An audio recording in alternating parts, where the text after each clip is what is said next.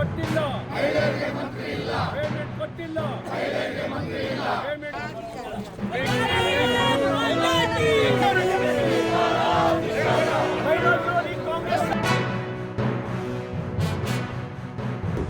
ಐದು ಕಾರ್ಪೊರೇಷನ್ ಕೂಡ ಪಾಪರ್ ಅಂತ ಬೋರ್ಡ್ ಹಾಕಿದೆ, ದುಡ್ಡಿಲ್ಲ, ತೆರಿಗೆಗಳ ಮೇಲೆ ತೆರಿಗೆ ಹೇಳ್ತಾ ಇದ್ದಾರೆ. ಈಗ ಲಾಸ್ಟಿಗೆ ಅವ್ರ ಮನೆ ಮುಂದೆ ನಿಂತಿರೋ ಕಾರ್ ಮೇಲೂ ಕಣ್ಣು ಬಿದ್ದಿದೆ. ಈ ಮಾರಿ ಕಣ್ಣು ಓರಿ ಮೇಲೆ ಅನ್ನಂಗೆ ಏನು ಬಿಡ್ತಾ ಇಲ್ಲ. ಅವರು ಕಸದ ಮೇಲೆ ತೆರಿಗೆ ಹಾಕಿದ್ರು, ಎಲೆಕ್ಟ್ರಿಕ್ ಚಾರ್ಜ್ ಹಾಕಿದ್ರು, ಹಾಲಿನ ತೆರಿಗೆ ಹಾಕಿದ್ರು, ಮನೆ ತೆರಿಗೆ ಹಾಕಿದ್ರು. ಈಗ ಕೊನೆಗೆ ಅವ್ರಿಗೆ ಸಿಕ್ಕಿರೋದು ಮನೆ ಮುಂದೆ ನಿಂತಿರೋ ಕಾರುಗಳು, ಅದನ್ನು ತೆರಿಗೆಯಲ್ಲಿ ಹಾಕ್ತಾ ಇದ್ದಾರೆ.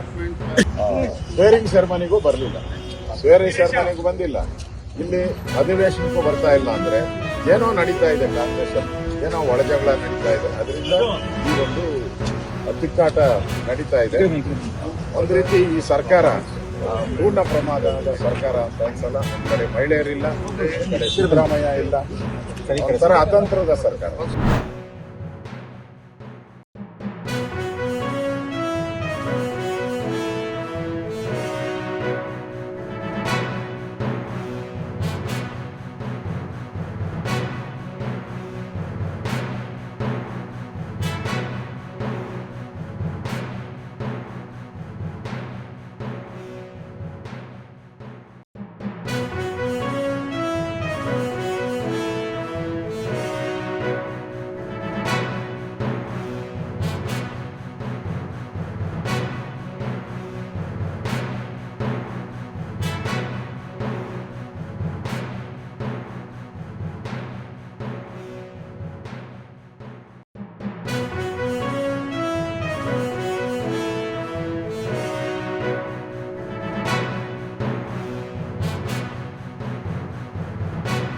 ಪ್ರತಿಭಟನೆ ಮಾಡೋದು ಅದು ಸರಿ ಇಲ್ಲ.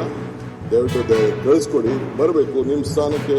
ಸ್ಪೀಕರ್ ಆದವರು ಇಬ್ಬರಿಗೂ ಕಿವಿ ಕೊಡಬೇಕು, ಅವ್ರಿಗೂ ಕಿವಿ ಕೊಡಬೇಕು, ನಮಗೂ ಕಿವಿ ಕೊಡಬೇಕು. Is A non party. ಆಗಲೇ ನಮ್ಮ ಪಕ್ಷದ ಮೆಂಬರ್ಶಿಪ್ ರೆಸಿಗ್ನೇಷನ್ ಕೂಡ ಅವರು ಕೊಟ್ಟಿದ್ದಾರೆ. ಇಂತಹ ಸಂದರ್ಭದಲ್ಲಿ ಅವರು ದೂರ ಹೋಗಿದ್ದು ನನಗೇನೋ ಒಳ್ಳೆಯದು ಕಾಣಲಿಲ್ಲ. They should have come, they should speak, they should wish and ಎಲ್ಲ ಜೊತೆಯಲ್ಲಿ ನಾವು ಕೆಲಸ ಮಾಡೋಣ. ಈ ರಾಜ್ಯದ ಹಿತಕ್ಕೆ, ನಮ್ಮ ನಾಡಿನ ಏನು ಜನತೆ ಏನೇನಿದ್ದಾರೆ ಅವರೆಲ್ಲರೂ ಕೂಡ ಗಮನದಲ್ಲಿಟ್ಕೊಂಡು ರಾಜ್ಯದ ಹಿತಕ್ಕೆ ಪ್ರತಿಯೊಬ್ಬರಿಗೂ ಕೂಡ ಇನ್ನು ಮುಂದಕ್ಕೆ ನೆಕ್ಸ್ಟ್ 20-25 ಇಯರ್ಸ್ ಅಲ್ಲಿ ಇಡೀ ರಾಜ್ಯ ಹಸಿರು ರಾಜ್ಯವನ್ನಾಗಿ ಮಾಡಿ. ಅಂದ್ರೆ ಬೆಳಗಾವಿಯಲ್ಲಿ ಅಧಿವೇಶನ ಆದರೆ ಮಾತ್ರ ಉತ್ತರ ಕರ್ನಾಟಕದ ಚರ್ಚೆಗೆ ಅವಕಾಶ ಅನ್ನೋದು ರೀತಿ ಆಗಬಾರ್ದು.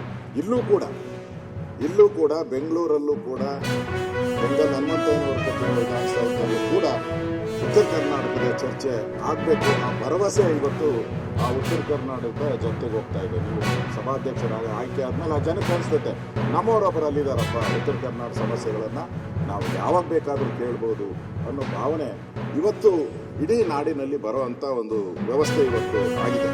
ಅದರಿಂದ ನಿಮ್ಮ ಈ ಜವಾಬ್ದಾರಿ, ದೊಡ್ಡ ಜವಾಬ್ದಾರಿ ನಿಮ್ಮ ಮೇಲೆ ಬಂದಿದೆ ಇವತ್ತು.